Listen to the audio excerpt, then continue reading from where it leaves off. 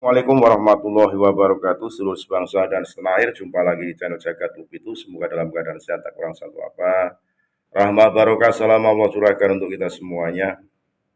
Sekarang menjadi Ustadz Dery, yang dulunya adalah sebagai pemain sinetron, ya, karena mungkin sudah hijrah, sehingga dia dinisbatkan sebagai seorang ustadz, bahwa sudah berpakaian pun sudah ala zaman, ya, pakai udeng-udeng. Mengomentari terkait dengan statement Rhoma Irama terkait dengan tes DNA. Di zaman modernisasi seperti saat ini, teknologi sudah maju, maka ahli-ahli genetika bilang ada polemik mengenai siapa anak siapa, berarti keturunan. Jalan satu-satunya adalah dites DNA, entah dari lewat lendir, rambut, darah, dan sebagainya, bahkan lewat tulangnya. Bisa dideteksi gennya, dia itu putra siapa. Sehingga Ustadz Dery ini memberikan sebuah komentar, itu urusan daripada Bang Haji Rhoma Irama yang menginginkan habaib untuk tes DNA. Tapi bagi Ustadz Dery sendiri, tidak harus, karena tes DNA tidak bisa membatalkan nasab menurut Ustadz Dery. Tapi ya, kalau lewat tes genetika saja sudah tidak nyambung secara haplogrupnya, apakah juga masih disebut itu terverifikasi sebagai cucu Nabi, duriah Nabi?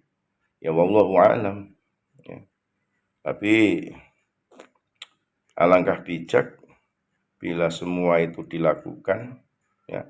Toh sudah 180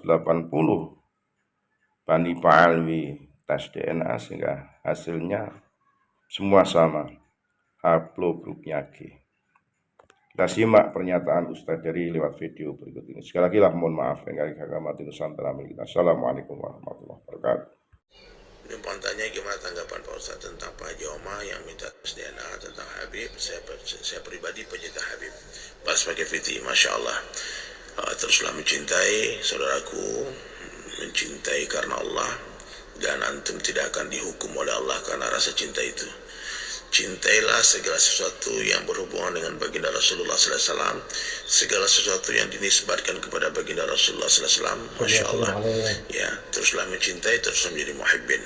Terus bagaimana tanggapan tentang Pak Joma yang minta tes DNA? Yaitu urusan beliau dengan kelompok yang mempermasalahkan nasab itu. Saya pribadi menganggap tes DNA ini tidak perlu dilakukan oleh siapapun juga, kecuali oleh pelaku kriminal yang diminta oleh polisi. Polisi meminta, mana tes DNA-mu, betul nggak ini kamu pelaku pembunuhan, kamu ini anakmu dan sebagainya. Nah, itu biasanya digunakan untuk itu. Jadi dalam Islam itu nasab itu tidak ada hubungannya dengan DNA, tapi nasab itu berhubungan dengan pernikahan. Meskipun itu anak biologis seseorang, tapi kalau anak tadi lahir di luar pernikahan, anak tadi tidak bernasab kepada ayah biologisnya. Kalau dia perempuan, tidak sah ayah biologisnya itu untuk menikahkan dia nanti. Jadi membicarakan tentang nasab orang itu adalah pekerjaan sia-sia, tidak ada manfaatnya, tidak ada gunanya. Di akhirat pun tidak akan ditanya oleh Allah Subhanahu wa taala. Begitu juga tentang permintaan untuk tes DNA, tidak ada manfaatnya. Menurut pendapat saya seperti itu. Alangkah baiknya kita fokus dalam memperbaiki diri kita masing-masing, ya, memperbaiki iman kita, ya, membicarakan tentang kebesaran Allah, mempelajari tentang kisah Rasulullah SAW, sirah nabawiyah, membaca kitab Hayatus Sahabat, menceritakan tentang kemuliaan para sahabat. Tentu dengan hari-hari kalau kita bicara yang baik-baik, maka kebaikan akan datang, akan tumbuh rasa cinta kepada Rasulullah, kepada sahabatnya, kepada keturunan, kepada umat Rasulullah SAW. Gitu. Di pandangan saya tanggapannya seperti itu. Jadi ikut membicarakan tentang itu. Dan kalau urusan Pak Haji Oma, tentu beliau sudah mengumumkan pendapat beliau dan telah mengakhiri pembicaraan ini di podcast beliau. Ini sudah ada permohonan maaf kepada para habaib. dan kita menghormati pendapat beliau. Kalau beliau memang tidak menganggap itu keturunan Nabi, tidak masalah, ya. Yang mengalah, yang tidak juga silahkan. Selama kita masih Islam, masih iman, kita tetap bersaudara. Salam Pak Haji Omar, Allah berikan. Kalaupun ada salah, semoga Allah ampunkan. Kita semua mencintai beliau karena Allah, mencintai para habaib karena Allah. Mari bersatu, kita mahabbah kalian Rasulullah SAW. Kalian mencintai saudara muslim kalian seperti kalian mencintai diri. Wallahu a'lam bishawab.